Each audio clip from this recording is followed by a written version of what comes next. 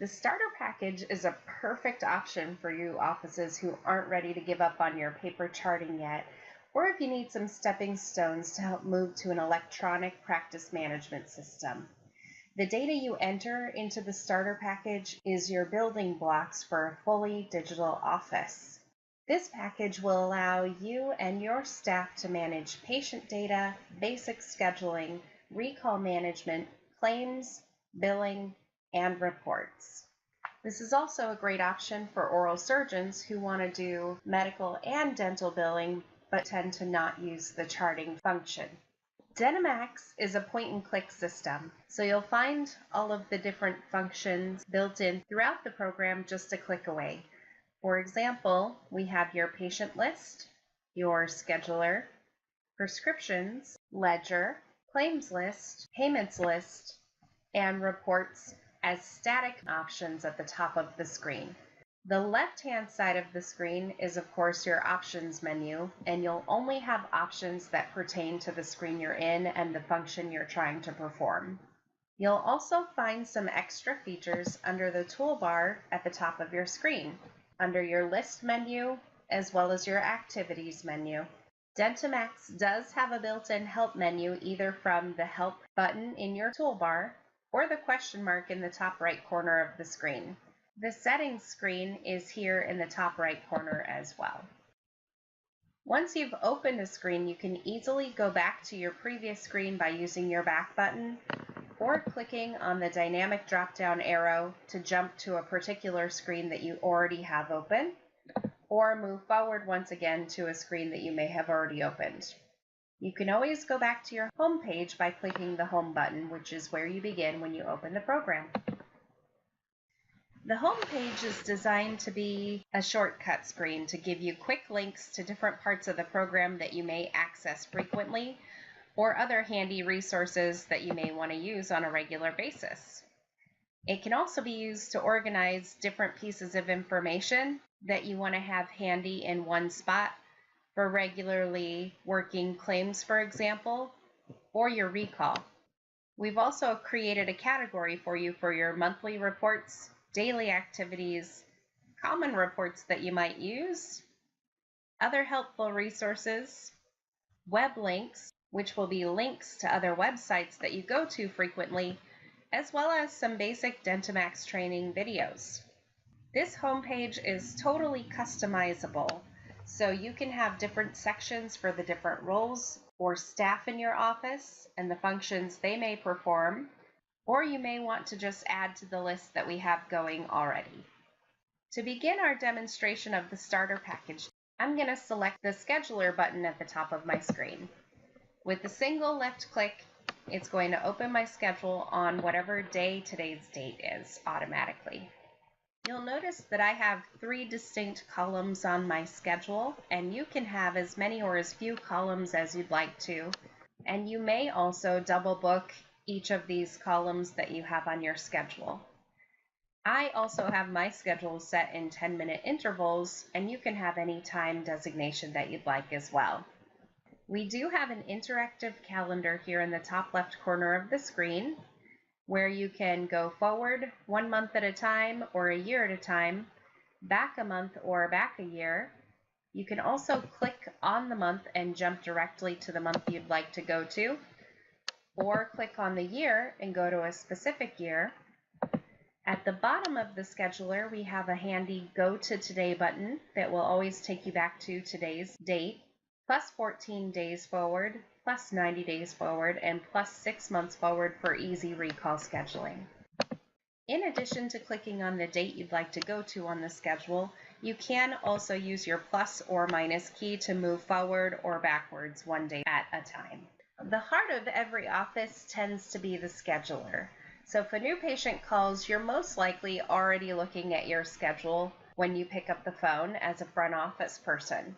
So when we have that new patient call in, we can simply ask for their name and double click on a time slot to choose an opening on the schedule. If I have, for example, an Edith Jones that calls me, I can check in my patient list by starting to type in the first 3 letters of the last name, which would be Jones. You'll notice nothing is highlighted in my patient list, either by chart number, first name, or last name, which indicates to me that I do not have an Edith Jones in my program. That confirms that this is a new patient for me, so I can simply delete out the couple of characters that I've typed in for the patient search field and skip past that and begin gathering information from Edith. You can use your tab or your enter button to move through these different fields easily, or of course you can use your mouse. The system formats telephone numbers for you, so there's no need to put in dashes or spaces. You can also assign appointment colors to the appointments on the schedule, and we have 20 colors in the system that you can customize and choose a heading for. I have new patients in my system set as purple.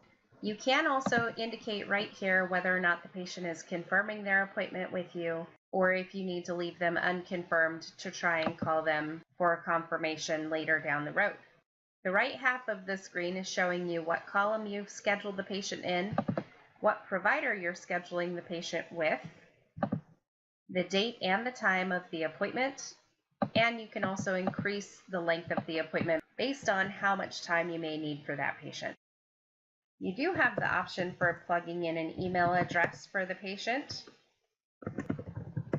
and launching your email right from this button that we have on the screen if you'd like to send your patient an electronic welcome packet. Simply type out the subject and add your attachments to your email and the body of your email and send it off right from here.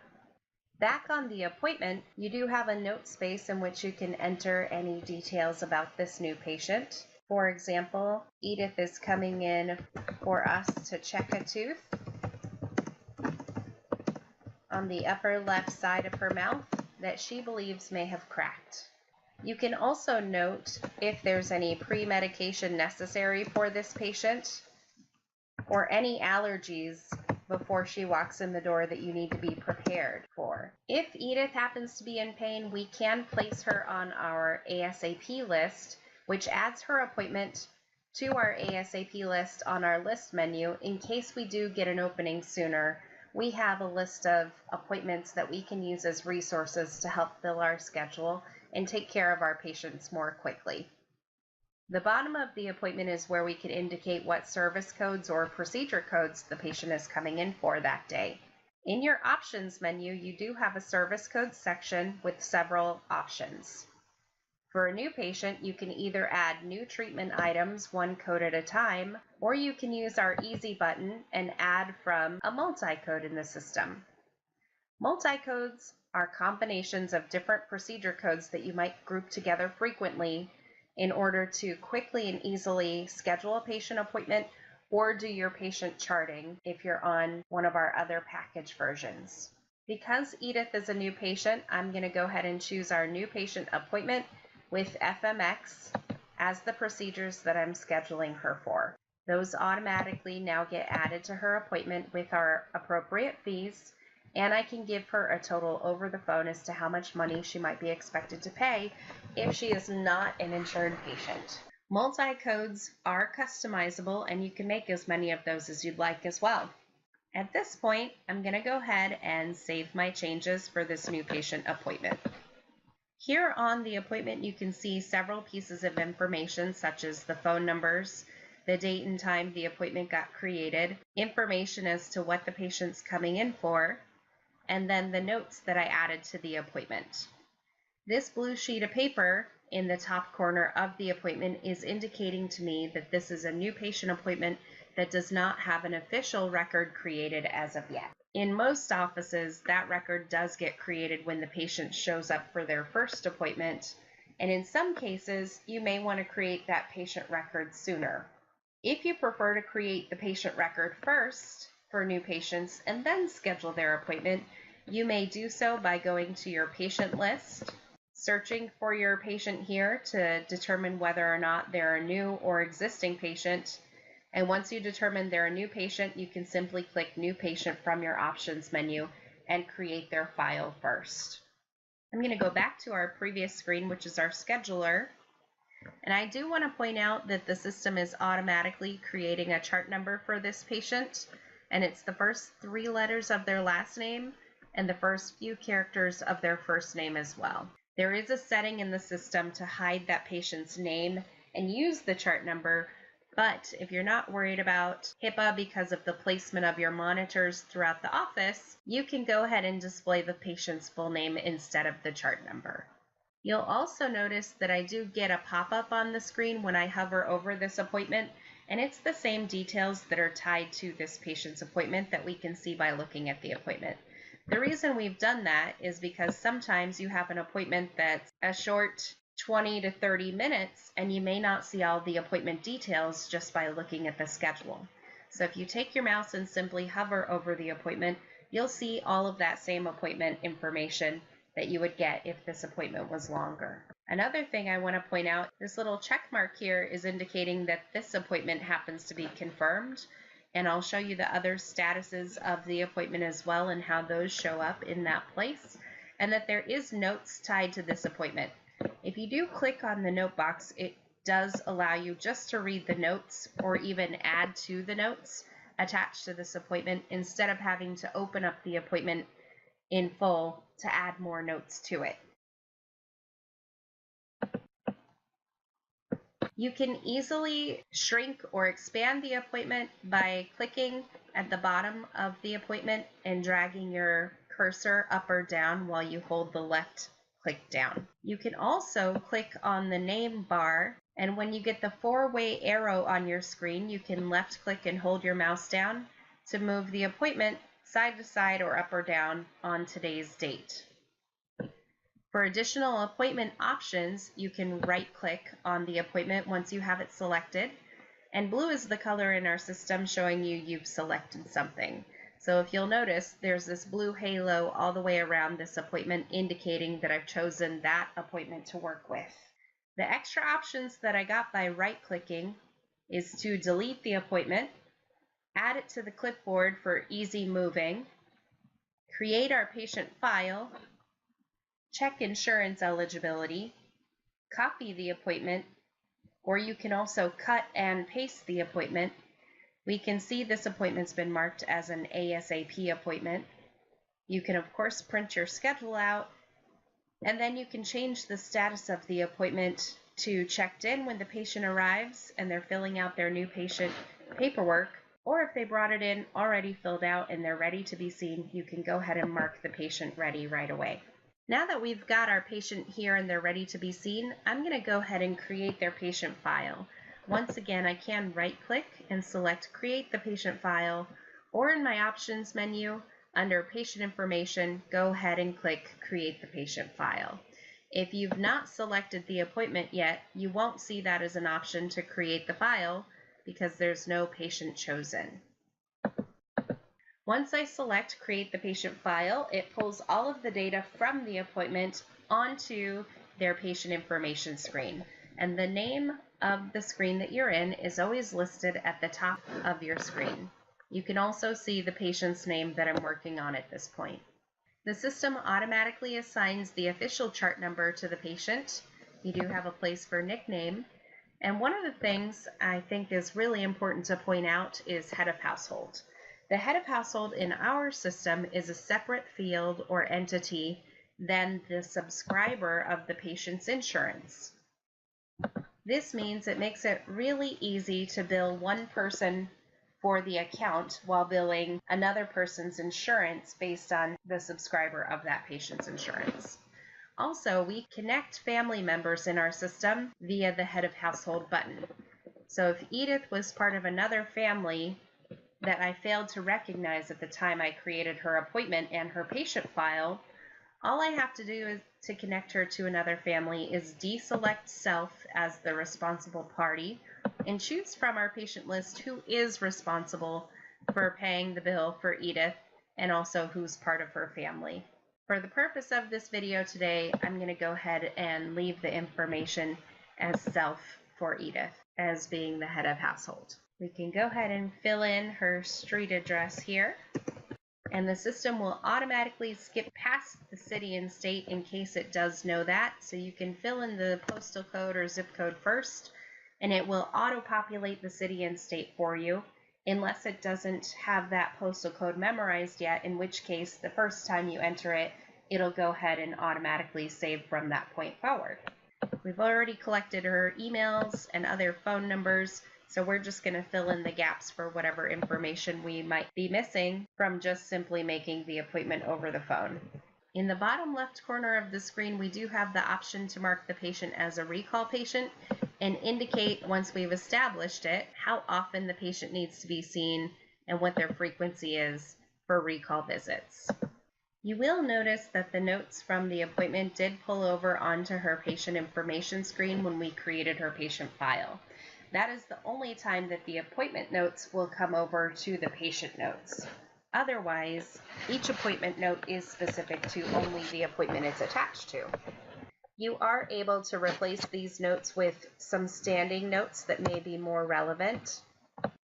In the alerts box, you do have a free-form space where you can type out anything that's super important that you want to pop up at you when you open that patient's file or record. Any appointments that the patient does have will be listed here, and this is an interactive appointment, so if I double-click on it, it'll take me directly to the scheduler. But first, I do get a warning that I've not saved the data that I entered onto the screen, and the system will automatically prompt you when you're trying to move forward to a different screen without saving your changes. So you do have the option to save them now, discard your changes or cancel, bookmark your screen to save your place, or return to the screen and continue making changes. The bookmarking feature can be automatically prompted in this screen, or in the bottom left corner of DentiMax, you will always have the option to bookmark the window you're working on. The bookmark feature works just like a bookmark in a paper book. So it helps you hold your spot that you're in, move on to something else, and when you need to, go back and select that bookmark and pick up right where you left off. Since I clicked Save Changes, the system automatically takes me to and selects the patient's scheduled appointment. I'm going to go back to their patient information screen and continue filling out their information there. And next, I want to point out that if the patient did have any family members in the system, they would show up here along with their age and their designation if they're the head of household. Moving along, you can set an assigned provider for the patient, an assigned hygienist for the patient based on preferences, student status, and what school they may be attending, an employer if that's relevant, a facility if the patient belongs to a specific facility, and then you also have the option to not send the patient a bill or to tag them with a specific billing code if there's a certain type of bill you want to generate for that patient every time. You will also get a snapshot of the patient's balance and when their last statement was sent here as well. On the right half of the screen, you'll have an option to load a patient photo to this space. So if we go to our options menu, we can click Load Patient Picture and choose a photo from our computer already. Or if you have a webcam, you can go ahead and click Acquire Patient Picture and take your patient photo. You will be able to see the patient's missed appointments if they've had any, their real-time insurance eligibility if you've activated that feature, and any current lab cases that they might have in the system. At the top of the screen, we have a feature for deceased patients, which will inactivate your patient and add a medical alert that they are deceased. You can also mark the patient a VIP patient if you want to hide some of their patient information and only allow certain staff members to see that confidential information. Or if the patient's only in your system for billing purposes, you can mark them not a patient as well. The next tab over is insurance information. Our system allows you to enter primary and secondary insurance here on the Insurance tab.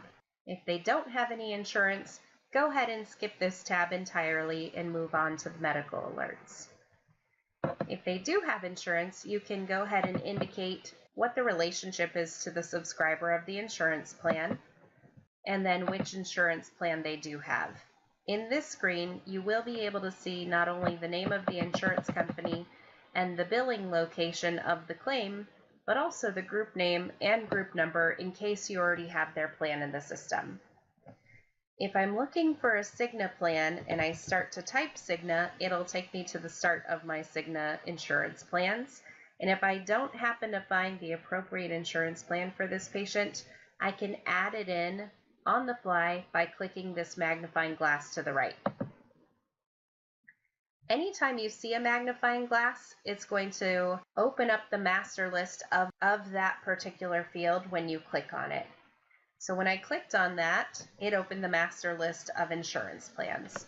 Once you're in the master list, you'll always have the option to create something new, delete an item, or edit an item, or simply search a little bit deeper and select the plan you want once you find it. You'll always have additional search options once you click that magnifying glass as well, and those are customizable. If you'll notice at the top of my insurance plan screen, we have the option to search by insurance company name, group number, employer, or phone. Perhaps I'd like to also search by group name or have that as an option.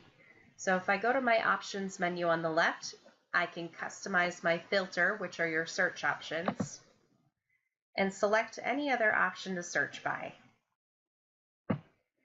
I'm going to go ahead and choose group name as another option, and then simply click the OK button. Now on my screen, I have the ability to search by group name for the insurance company that I'm looking for.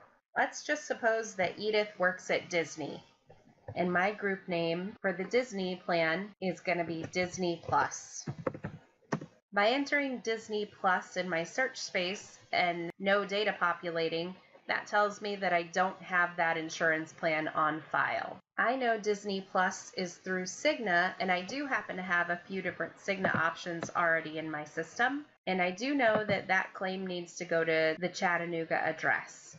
So instead of clicking New Insurance Plan and creating one from scratch, I can select an existing plan on file that's similar to what I want and click Copy this plan to save myself a little bit of time. The system automatically creates a duplicate of that insurance plan minus the group name and group number, and it has it selected already for me to easily click Edit Insurance Plan and add in a new group name and group number to the copied plan.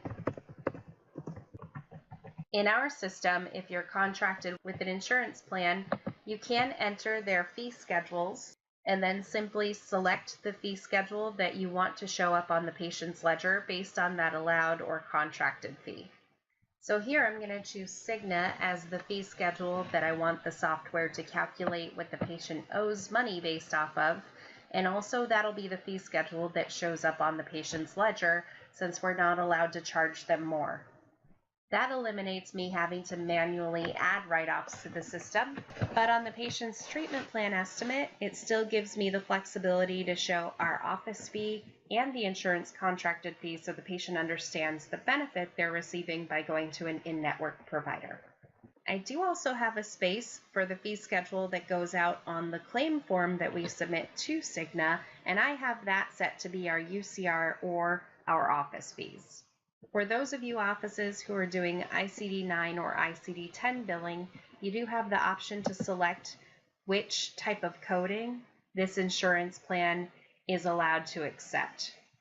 At the bottom of the screen, I can add in any general limitation information about this insurance plan that I want to keep track of as the patient comes in and we need to reference that information either from their patient information screen or from their ledger. The next tab at the top of our insurance plan is our coverage tab where we can enter in relevant deductibles, renewal months for their insurance plan, and annual maximums. You can also edit the default coverage table as part of the setup if you want every default coverage table to have more specific information, or on the plan level only per insurance plan.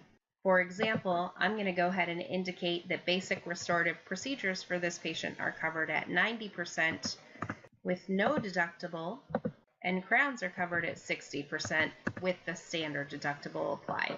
The next tab at the top is to serve as a blue booking feature for you to store payment history for this particular group with Cigna. So as the patient continues to be seen and we begin to build up some history with our Disney plan, we'll actually have specific codes listed in here and the dollar amount that the insurance company paid us per code. This is really handy when it comes to any downgrades that insurance plan may do, or just keeping tabs of the payment history. The next tab over at the top is our Frequency Details tab. This allows you to enter specific codes and how often they may be covered. This way you don't have to type out a free-form note for every insurance plan for the different types of exams that have coverage. You can simply add the code and add a note to it here. Once you're done entering the frequency and limitations of that insurance plan that you'd like, go ahead and save your changes. And now we've created our new Disney Plus plan that we could simply select to attach to the patient. From there, we're simply going to enter their subscriber ID number. If there's secondary insurance involved, go ahead and enter it exactly as we did the primary. If the subscriber of the insurance plan is somebody else other than the patient, make sure that person is in the system first before you try to select them as the subscriber of the plan. Once you do have them entered, you can then just simply select the person that is the subscriber of the insurance and save your changes. The next tab over is our medical alerts. Any issues the patient may have or allergies, you can go ahead and select from the list, which is customizable as well. That also becomes part of the medical alert pop-up that we'll see when we open the patient's file. The next tab is extra information, which is customizable. You do also have a space for emergency contact information, as well as referral sources as to how the patient found you. We do also have corresponding reports for the referring providers, patient referrals, and general referral sources. So if you do any marketing, you can make sure that your marketing efforts are paying off, or just generate a list of patients that you might want to thank for their referrals. The last tab at the top is Missing Teeth, which you can indicate here in order to populate the missing teeth on your insurance claim form and start to build that clinical record in case you plan to transition to a package that we offer that does include our clinical charting. At this point, I'm going to go ahead and save our changes for this new patient we've created. And now we can see that blue sheet of paper for this patient's appointment is gone. We do have a treatment plan attached to the patient and also medical alerts. If you need to edit any of the details on the appointment as far as what the patient was seen for today, you can simply double-click on the appointment and select an item to edit, remove, or add new items to the patient's appointment. You can also print out the patient's treatment plan estimate from this TX icon here on your screen. We do have two different options for the treatment plan estimate, and one of those is the standard fee option, which will include your office fee, the insurance fee, the patient's portion, and the insurance portion on the treatment plan. It does have a total section at the bottom to indicate if there's deductibles as well and how much the patient's portion is, and a spot for a patient's signature once you've printed this out. At this point, let's suppose the patient's been seen and we're ready to check the patient out. To do so, I simply right-click on the appointment and change the status of the appointment to complete. We do have a hotkey of F2 as well, so if you select the appointment and hit your F2 button, that'll also bring you to the post-appointment transaction screen that we're in now. This screen gives you the option to simply select the items from their treatment plan that you did actually perform today and post those selected items to their ledger. You do still have an opportunity to edit any of these transactions, add new transactions, or delete them if they were simply unnecessary.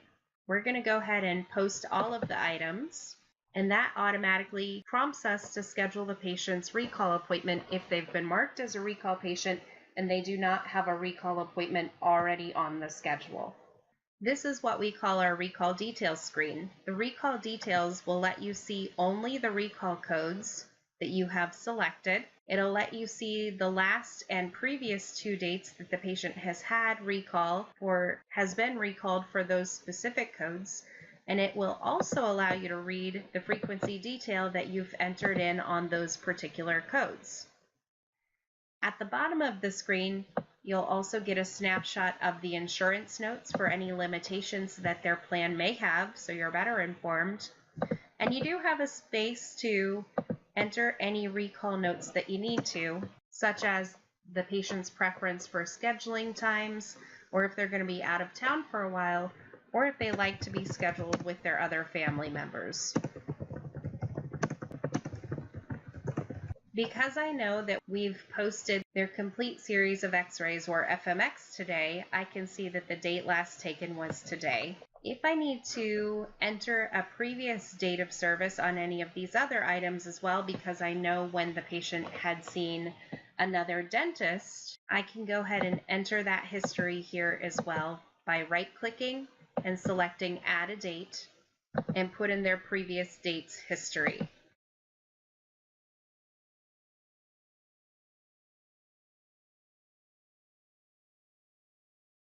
You can manually enter up to 3 dates of previous history. Once I'm done reviewing the information and deciding what procedure codes we want to schedule the patient for their next recall visit or their first recall visit in this case, I can go ahead and select the codes that I'd like for their appointment and click the Schedule Now function. If I select Schedule Later, the system will remember the items I've selected that they need to be scheduled for when we do get them on the phone to make that appointment.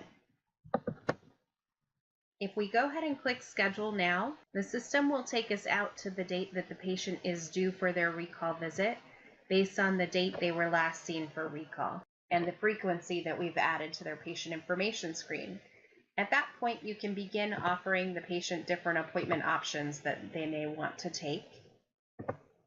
Once they've decided upon an option, simply drag and drop their appointment into that space. Now that we've got our patient scheduled for their appointment, we can go ahead and handle their billing simply by clicking on Ledger at the top of the screen and loading the ledger for review. Once again, I do want to point out that you can see the contracted fees that we have with Cigna, so we don't have to worry about accidentally overbilling the patient because this is the allowable amount.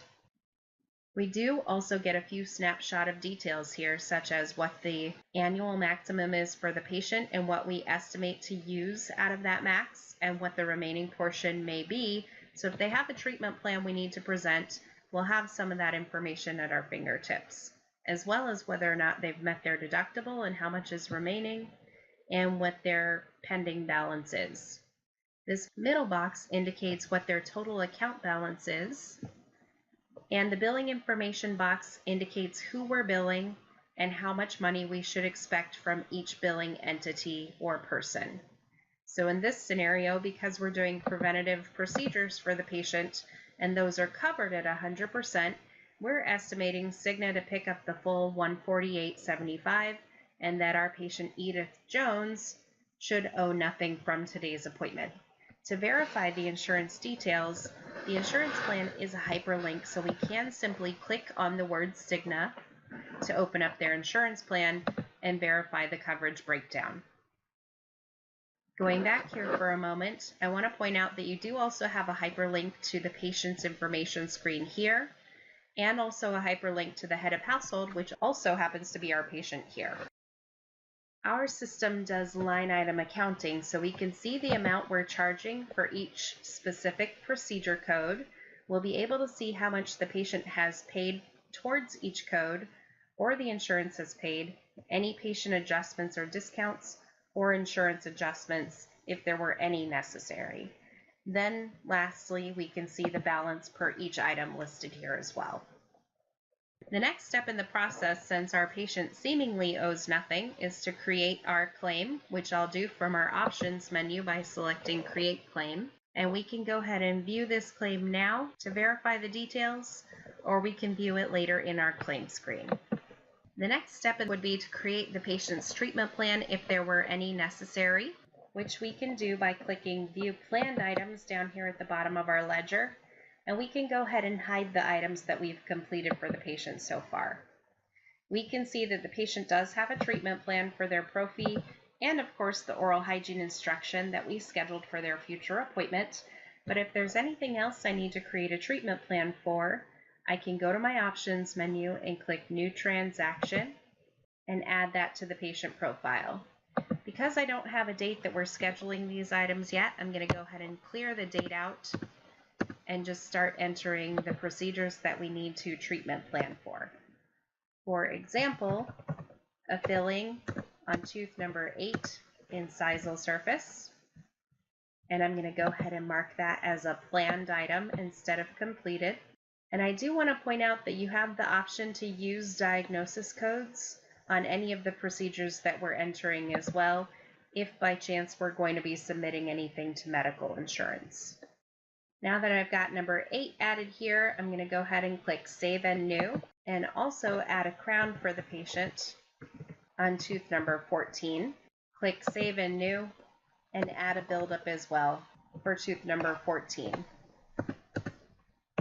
If by chance I don't know the code that I'm searching for, I can access the master list of codes by clicking the magnifying glass next to the code field. Once I've opened the master list of codes, I can search by a number of different options, just like our insurance plan list. In this case, I would search by service classification, which seems to be the most direct route for myself. Now I'm going to double click to select my code, and once again I would add my tooth number and save my changes when I'm done entering a treatment plan. You can now create a pre-authorization from this screen if you needed to send this out to the insurance company to see what they're going to cover. And that would generate exactly as a standard claim would once you select Create Pre-Treatment Claim or Create a Pre-Treatment Claim for selected items. I'm going to go ahead and jump back to our completed items now by toggling down here at the bottom of my screen back to the ledger. At the end of our workday, we're going to go ahead over to our claims list, since we've dismissed our patient after creating their claim, not collecting a patient portion since it didn't show they owed any, and scheduling their next visit. I do have Edith's claim here in my system ready to be billed out, and I can double click on that claim to open it up for viewing. If you are sending electronic claims, you can simply click Send e-claims at the end of your day, and your claim will go out to the clearinghouse partner that you've subscribed to. Once your claim has been sent, the system will automatically mark the claim as having been billed out, and you can close the screen and wait for your payment. I do want to point out, once you've created and sent your claim, that you will have a notice on the ledger based on the date the claim went out, and you can hover over that to get a tooltip to show you how much got billed out on the claim. And I also want to point out that the total of these two procedures for our office fee was $175, and that's what went out on the claim, versus what the total is on our patient's ledger, which is our contracted allowed amount. Once we do receive that insurance payment in from the insurance company and post an individual check from the patient's ledger, or we can go to the payment screen and post a bulk check from our payment screen. I'm going to show you how to post from the ledger, which ultimately takes you to the same screen as if we went through the payment screen as well. So under Enter a Payment, I'm going to click New Insurance Payment. From here, I'm going to go ahead and enter our check number from the insurance company and how much they paid us. And then I'm going to distribute that money to the patient's ledger. We do line item accounting, so basically our accounting system works exactly like an EOB would read. You'll have your date of service, claim number, procedure code, the amount that you billed out, and then you'll have the option to enter the payment per each item, any deductibles if they apply, and any write-offs if necessary. I'm going to say that the insurance paid us $60 towards this first item based on what the EOB says, and $70 towards the second item based on what the EOB says.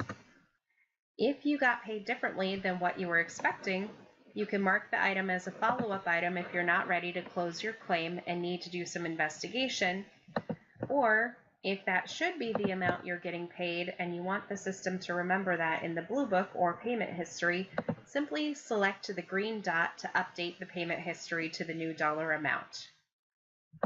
You can also add a billing note to any of these items to show up on the patient's ledger if you need to add a little explanation when you're mailing the patient a statement.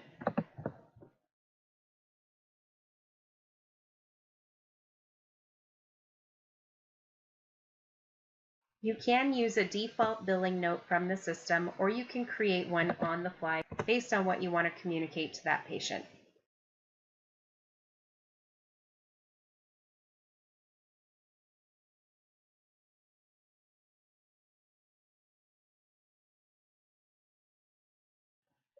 Once you're done laying the money out where it's expected to go based on what the EOB says, in your options menu, simply click Post Payments and close your screen. It'll show you that one claim has now been marked as paid, and you can verify that you did distribute the full amount of the check that you've received. This will help you keep track of your accounting instead of having mistakes at the end of the day.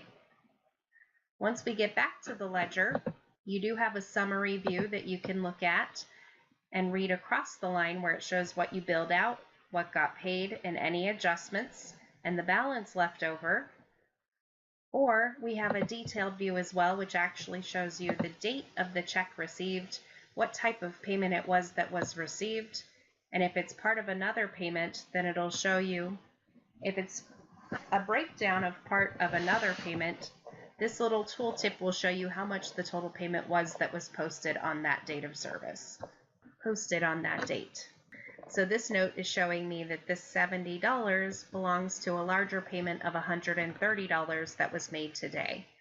I can also see that this $60 is also part of that $130 payment.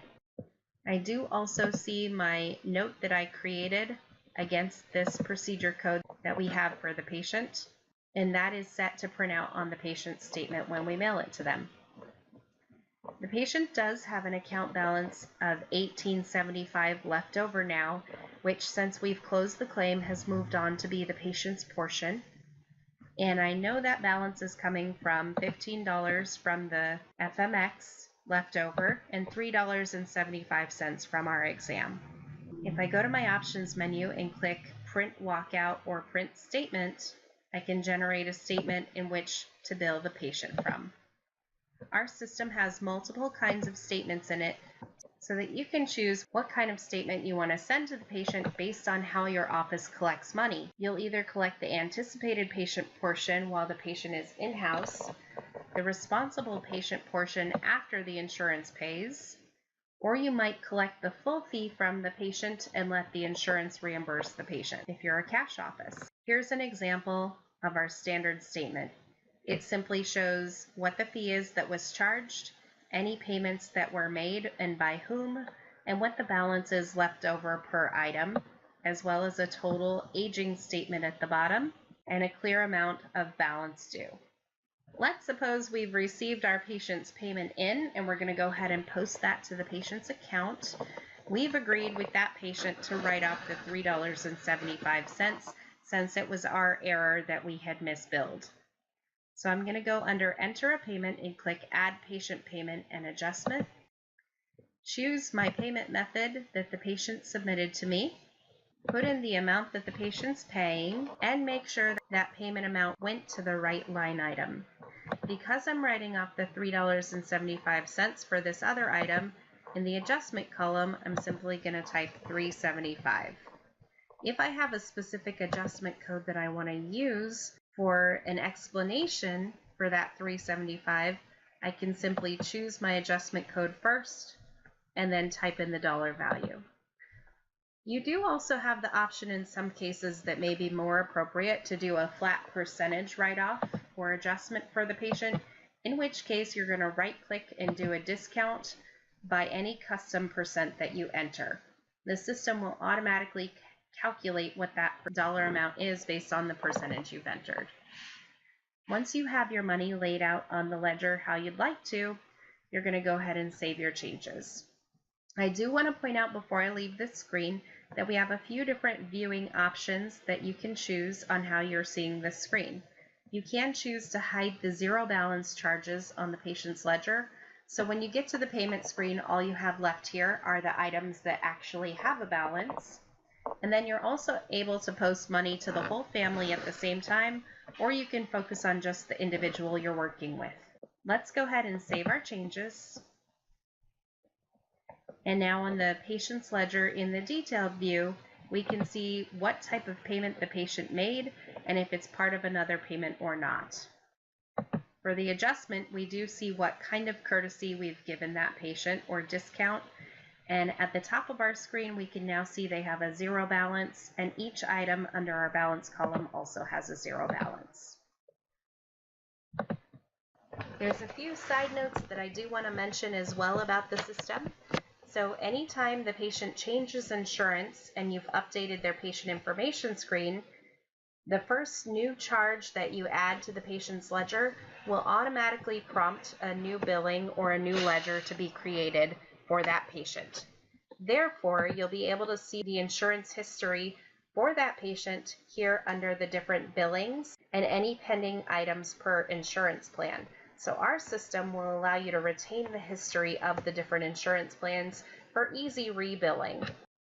You can also name these billings in case you have one set of billing information and charges going to a patient's standard insurance plan, and you have another set of billing or charges going to the patient's medical insurance, or perhaps even getting billed to an attorney due to an injury or auto accident that may have occurred that should be billed separately from their standard procedures. At the end of the day, all we have left to do is go ahead and run our reports, such as our day sheet and deposit slip. At the top of the screen, I'm going to click on Reports and double-click Day Sheet from our Reports list, and then Deposit Slip, or we can go to our home page and run our Daily Activities list.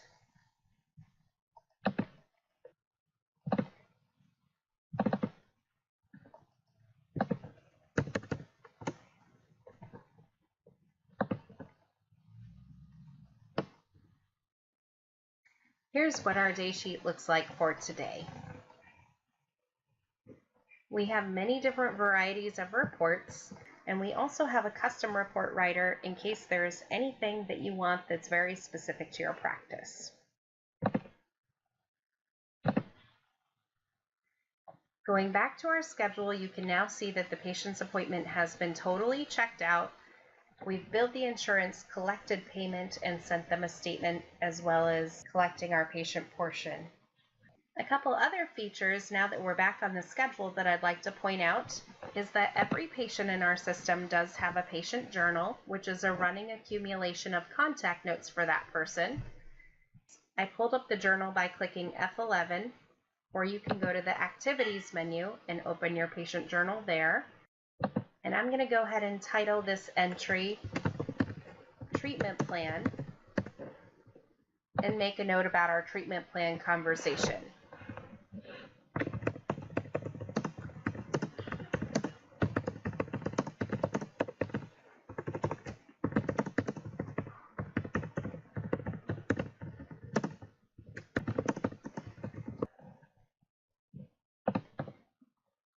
You can also create and assign tasks to different staff members in the system or create a reminder for yourself by clicking F12 or going to the List menu and pulling up your task list window. Once the task list is pulled up, you can right-click and create a new task and set your reminder.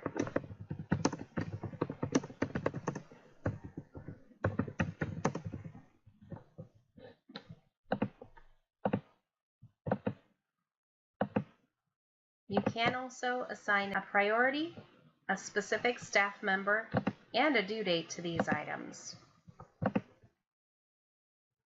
Once that item's been accomplished, simply right-click on it and mark it complete. So that's a great way to keep yourself and your staff organized.